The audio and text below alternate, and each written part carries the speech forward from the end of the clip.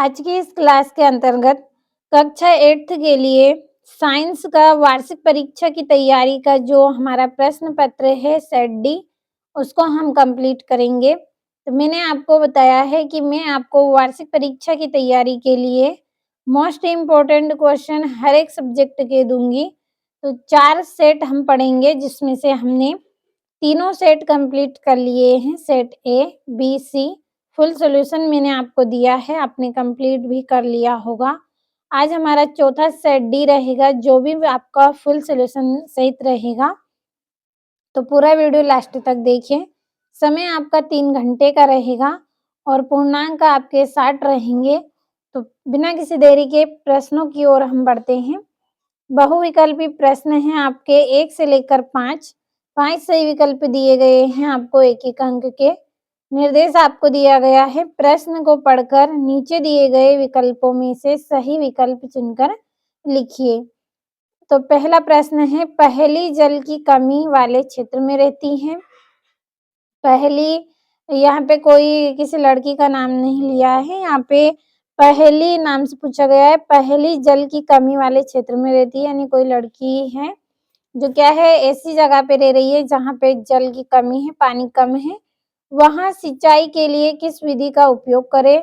तो जहाँ पे जल की कमी है और वहाँ पे सिंचाई भी करनी है पौधों में, तो वह ऐसी कौन-सी विधि का उपयोग करे कि जल व्यर्थ ना होकर सीधे पौधों की जड़ों को मिले? जो पानी है वो उसका व्यर्थ ना हो, यानी कि फालतू पानी उसका ना जाए और पौधों की जड़ों को मिल जाए।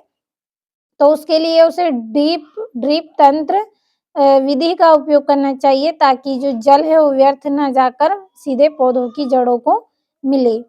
दूसरा है, वन्य जीव है प्राकृतिक संसाधन। तो वन्य जीव क्या है? एक प्राकृतिक संसाधन है जो क्या है, समाप्त होने वाला है। तीसरा है, अलैंगिक जनन होता है। अलैंगिक जनन क्या है? हाइड्रा में होता है। अलैंगिक जनन एक ऐसी प्रक्रिया है जिसमें एक जनक के द्वारा संतान का निर्माण किया जाता है। तो वह प्रक्रिया किसमें होती है? हाइड्रा में होती है। चौथा है, निम्न में संपर्क बल है। तो निम्न में संपर्क बल क्या रहेगा आपका? पेशी बल। पांचवा है, माचिस की डिब्बी को साइड में खुरदार क्यों बनाया जाता है? जो माचिस की डिब्बी होती है उसे एक साइड से खुरदुरा क्यों बनाया जाता है? तो उसे खुरदुरा इसलिए बनाया जाता है ताकि घर्षण बल है वो क्या हो, बढ़े। तो उसका आंसर रहेगा, उसका घर्षण बढ़ाने के लिए माचिस की डिब्बी को खुरदुरा बनाया जाता है। तो ये आपके सही विकल्प हो गए हैं। अब अगले प्रश्न की ओर हम बढ़ते हैं। अगला प्रश्न है, इसमें रिक्त स्थान की पूर्ति करना है आपको। 6 से लेकर 10 तक के जो प्रश्न हैं वो रिक्त स्थान हैं, 1-1 अंक के हैं। छठा है, फसल उगाने से पहले प्रथम चरण मिट्टी की डैश होती है। तो फसल की उगाई करने से पहले हम क्या करेंगे? मिट्टी को तैयार करेंगे फसल उगाने के लिए। सातवां है, एलपीजी का पूरा नाम डैश है। तो क्या है? Liquid petroleum gas. आठवां है, हाइड्रा में जनन डैश विधि से होता है। तो मुकुलन के द्वारा हाइड्रा में जनन होता है। नवा है, एक आवेशित वस्तु अनावेशित वस्तु को डैश करती है। तो क्या करती है? आकर्षित करती है। और आवृत्ति को डैश में मापा जाता है। तो आवृत्ति को किसमें मापा जाता है? हर्ट्ज में इसको मापा जाता है। तो ये आपके रिक्त स्थान हो गए हैं। अब हमारे जो प्रश्न हैं उनको हम पढ़ेंगे। अति लघु त्रि प्रश्न है 11 से 16 तक, जो कि आपके सारे 2-2 अंक के रहेंगे। इनके आंसर आपको मिलेंगे। पूरे महत्वपूर्ण प्रश्न हैं वार्षिक परीक्षा के लिए, आप कंप्लीट कर ले, क्योंकि रियल पेपर कोई नहीं बताता है, केवल आपको मोस्ट इम्पोर्टेंट क्वेश्चन मिल सकते हैं। तो ये आपके मोस्ट इम्पोर्टेंट क्वेश्चन है, भरोसा हो तो आप कंप्लीट कर ले इनको। तो 11वां है, बीजों को उचित दूरी पर बोना क्यों आवश्यक है? और साधारण नमक को परिरक्षक के रूप में उपयोग करते हैं, क्यों? 13वां है, परिष्करण किसे कहते हैं? और बंद कमरे में कोयला या फिर सिगड़ी जलाकर सोना खतरनाक क्यों होता है? और बल लगाने पर किसी वस्तु में क्या-क्या परिवर्तन होते हैं? और विद्युत धारा के रासायनिक प्रभाव से आप क्या समझते हैं? तो ये सारे 2-2 नंबर के प्रश्न हैं आपके।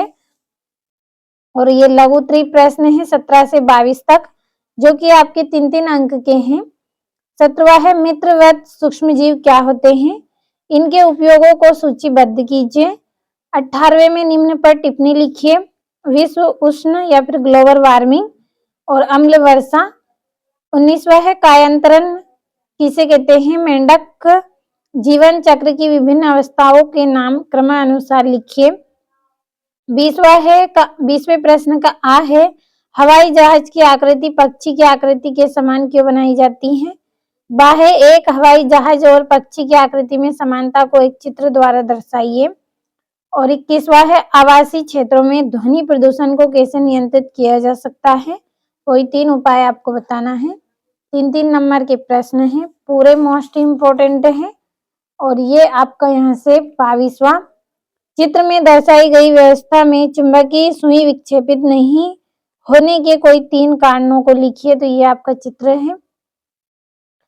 22वां प्रश्न है आपका, जिसमें आपके 5-5 नंबर के प्रश्न हैं। दीर्घोत्तरी के वनो उन्मूलन का निम्न पर क्या प्रभाव पड़ता है? पहला है पर्यावरण पर, दूसरा है ग्रामीण क्षेत्र पर। 24वां है निम्न पर टिप्पणी लिखिए। एडम्स एप्पल और गोन लैंगिक लक्षण। 25वां है तड़ित झंझा के समय यदि आप घर के बाहर खुले स्थान में हो तो आप तड़ित से बचने के लिए क्या उपाय करेंगे? और 26वें का आ है रेटिना में पाई जाने वाली तंत्रिका कोशिका के प्रकार एवं कार्य लिखिए। बाह्य नेत्र की देखभाल हेतु कोई 2 उपाय लिखिए।